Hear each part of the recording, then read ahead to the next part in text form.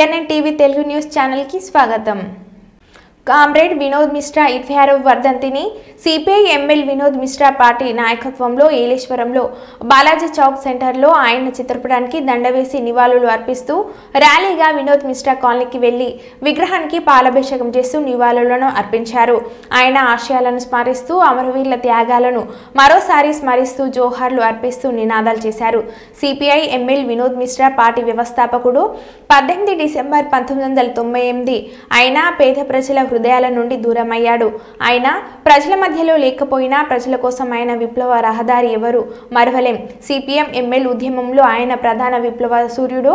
వారి ఆశయాల త్యాగమే పేదలకు మనోబలమని CPI MLA Vinod Mishra party కార్యదర్శి కోసిరెడ్డి నాగేశ్వరరావు అన్నారు.